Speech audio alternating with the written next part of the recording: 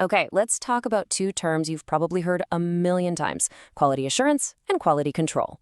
Now, a lot of us use them interchangeably, right? But what if I told you they're actually fundamentally different? Getting that difference right can be a total game changer for pretty much any project you work on. So let's break it down.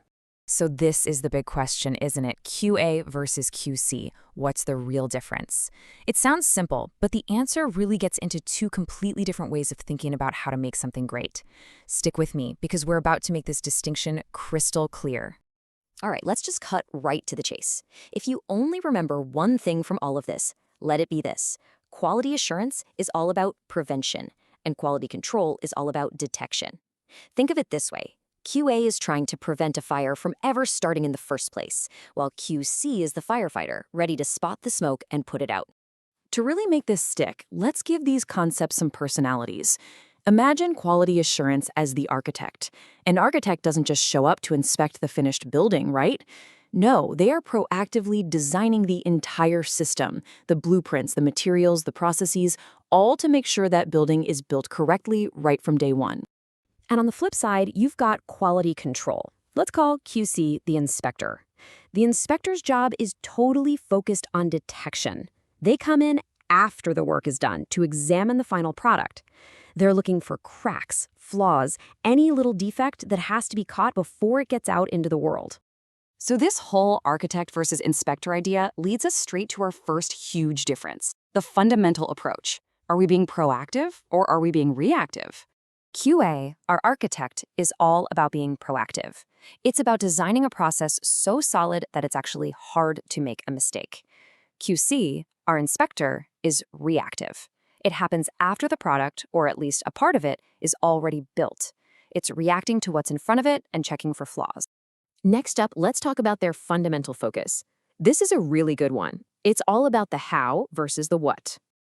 And here we see a really critical shift in perspective. QA is obsessed with the process, with how something is made. It's all about refining the methods and making sure the standards are followed. QC, on the other hand, zooms right in on the product, on what was actually made. Does it meet the final requirements? Yes or no? This difference in focus, it naturally leads to a big difference in timing. So when do these things actually happen in a project? Think of QA as a constant companion, is there through the entire life cycle of a project, from the very first idea on a whiteboard to the final delivery.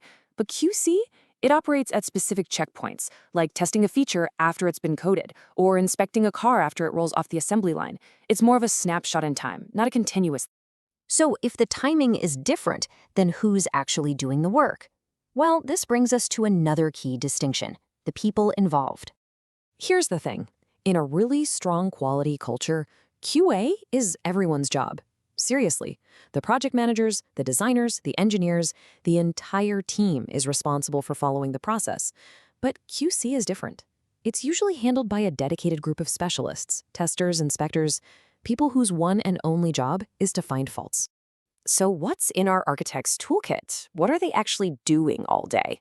Well, they're busy creating standard operating procedures, SOPs for short, which are basically the rule books for how work gets done. They're also doing process audits to make sure everyone's following the blueprints, and they're training the team to use the right tools and techniques. It's all about building a system that produces quality automatically.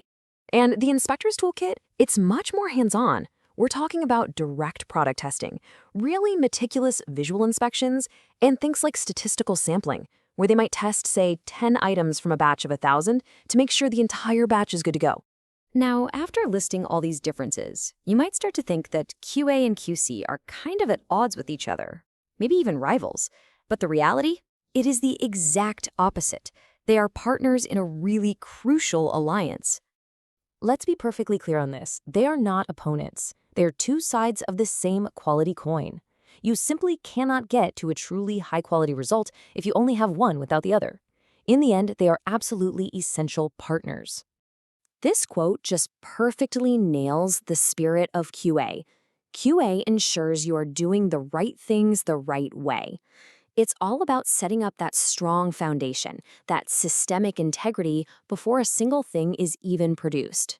And then QC comes in to bring it all home. It's that final check, that verification of the outcome.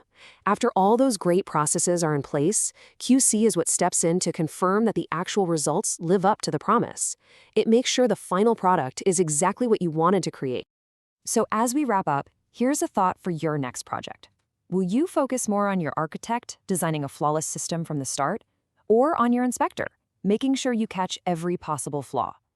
The real magic, as we've just seen, happens when you empower both. Thanks for joining this explainer.